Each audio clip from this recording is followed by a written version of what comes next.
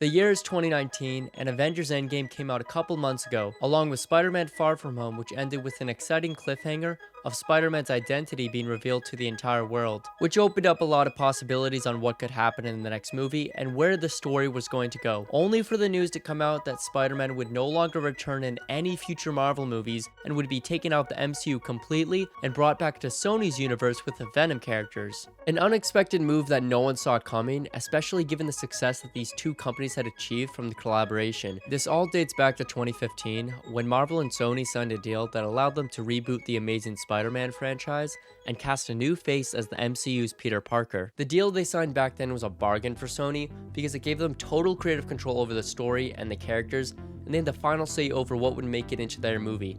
However, they had to pay for the overall production and marketing for each of their films, but they also kept a majority of the box office earnings, which was a huge win for them, with the estimate being that they got to keep 95% of the first dollar gross. For example, Spider-Man Homecoming was able to bring home $800 million worldwide, and in the end, they only had to pay Marvel $44 million.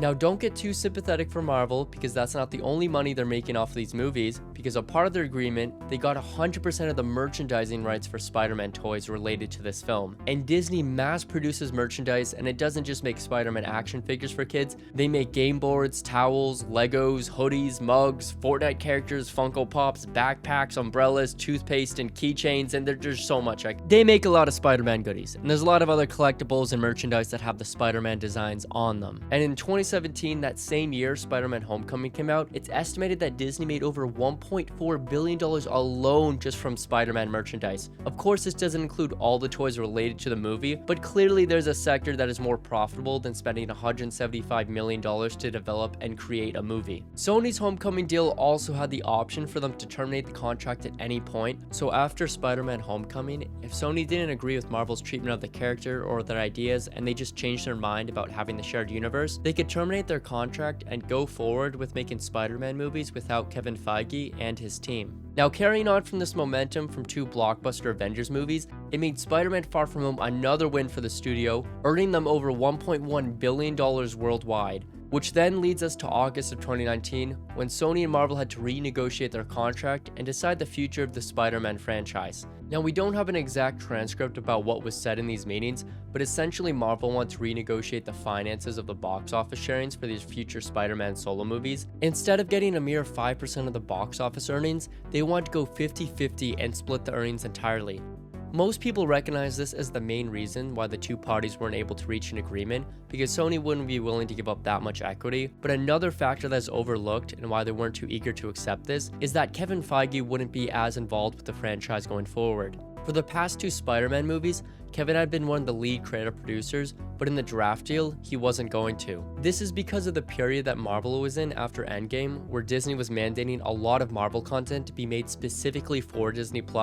The higher-ups want him to prioritize getting people onto the Disney Plus streaming service, and they didn't want him spread too thin, and having to prioritize the Spider-Man franchise would have been too much. They were launching all these new characters and now had access to the X-Men and Mutants thanks to the Disney and Fox merger, which was completed a year earlier. So Sony didn't want to give up that much of the revenue, and also didn't want to lose the architect of the MCU and the one who elevated the last two Spider-Man movies to a level that Sony couldn't achieve on their own.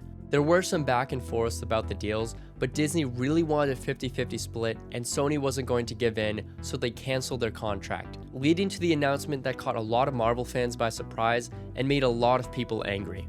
I mean, pretty much everyone on the internet at this time hated Sony, and they thought it was a horrible decision for them to pull Spider-Man out. And let's be honest, Sony definitely doesn't have the best reputation when it comes to their movies, and also the treatment of the Spider-Man character, so it wasn't too difficult of a PR battle for Disney. The overall idea of just making a character vanish all of a sudden sounded incredibly stupid, because what essentially was going to happen is that the rest of the MCU movies would have to act like Spider-Man never existed. Not like what happened at the end of Spider-Man No Way Home, where the identity of Peter Parker is forgotten, but the entire character of Spider-Man would be erased because of the rights issues. So the scene of Spider-Man carrying the Infinity Gauntlet wouldn't exist, the rest of the Avengers would have to act like he never was around. And then altogether, in the new Sony universe, Peter wouldn't be able to acknowledge any of the previous events that took place in the MCU, like the fact that he was just snapped away for 5 years, or any of the other villains he previously fought. And the biggest element of all was that a secret identity was revealed to the entire world.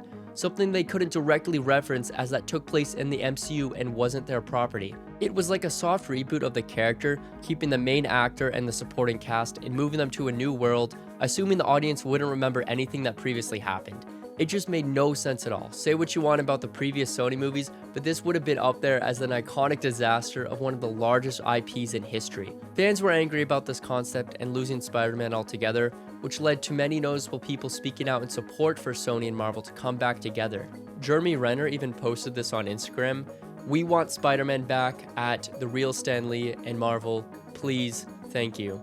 There was a panel for Disney's Onward movie that starred both Chris Pratt and Tom Holland. This was in the midst of the news coming out, and there was something that he couldn't completely ignore. While there, he did say, "It's been a crazy week, but I want you to know I am grateful from the bottom of my heart. I love you 3000. It was definitely the popular opinion that Spider-Man should remain in the MCU and not be pulled out, but I do think it's worth acknowledging the financials of it all and why the divorce really occurred. I'm not a huge fan of Sony and the decisions they've made because of their track record and mishandling of the character, as it can be very hard to find a few good decisions that they've made. But I do think the jump from 5% to 50% was very aggressive and a bad tactical move that Disney did. One that Disney understood because of the leverage they held over Sony, as there was truly nowhere they could go or bring this character if they didn't accept their offer. Their new Spider-Man franchise that they built was symbiotically attached to the MCU, and removing him would completely jeopardize their future plans for him. Given the lack of words from Marvel and Sony, it truly felt like the end of this collaboration and that we wouldn't see these two work together in the future. Tom Holland even lost hope and truly believed there wasn't a chance Sony and Marvel would ever resolve their issues. Tom even requested to speak with Bob Iger over the phone, who was the CEO of Disney at the time, where he thanked him and those at Disney for the past 5 years. It got quite emotional for him, as he was apparently crying on the phone to Bob because he thought it was the end of Spider-Man being in the MCU and that they'd have to reboot. However, he did plead to Bob, asking him if there was anything he could do to fix things. The wave of hate against Sony was growing as people couldn't accept that this was the fate of Spider-Man and that he was lost. There weren't any major updates after the news came out, and as things progressed, it looked like this decision was set in stone, although there was some hope that the relationship between Sony and Marvel could be healed. You know, we've all read press releases, but, you know, you never know what's going to happen, and I'm holding out hope and being optimistic that there's this isn't the final chapter of that story between those characters, because I would love to see them. Although behind the scenes there were many phone calls and emails between executives and people involved with both studios, Sony was quite firm in its stance that it didn't want to accept Disney's previous 50-50 offer. Eventually they held another meeting to finally settle on the character's future. Disney ended up retreating a little bit and approached them with a new offer.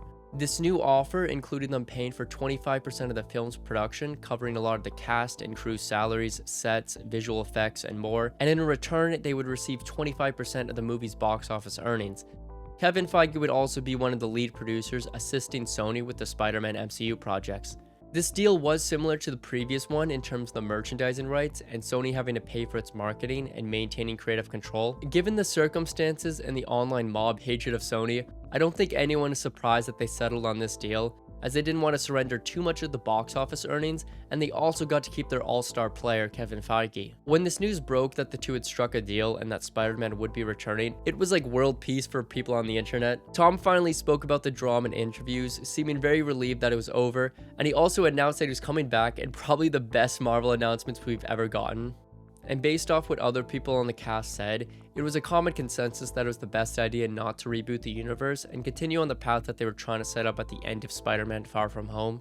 Now, in the meeting to go over the plans for what was being titled Spider-Man Homecoming 3, Sony and Marvel had some contrasting ideas for the overall story and where to take this character. Originally, what Marvel had in mind was what you would consider a more laid-back approach and grounded story that focused on Peter dealing with his identity getting leaked to the public. Instead of getting a movie of Peter being hunted down by Kraven the Hunter, we got the iconic 3 Spider-Man multiversal hit that we all know as Spider-Man No Way Home. Given how Marvel was fully diving into the multiverse at this phase, I don't think it was a bad idea for them to explore that concept and bring us back Tobey Maguire and Andrew Garfield. However, it does seem like they may have set a standard for the Sony executives on how to view future Spider-Man stories. Apparently, when they were developing Spider-Man Brand New Day, there was a lot of back and forth between Sony and Marvel again. This time not about the finances and who gets more of the box office earnings, but more on the story. According to some industry insiders, Sony wanted it to be yet another multiversal blockbuster featuring characters like Tobey Maguire's Spider-Man, a direction that no one really wanted to see given how there was an absurd amount of burnout from Marvel cameos and just multiverse in general, and people wanted a grounded Peter Parker story. When the internet got a hold of these rumors, there was a lot of complaints and critiques about this idea, which helped shift the direction of the story, so much so that Tom Holland even got involved with the story of the movie and brought it up to the higher-ups at Sony.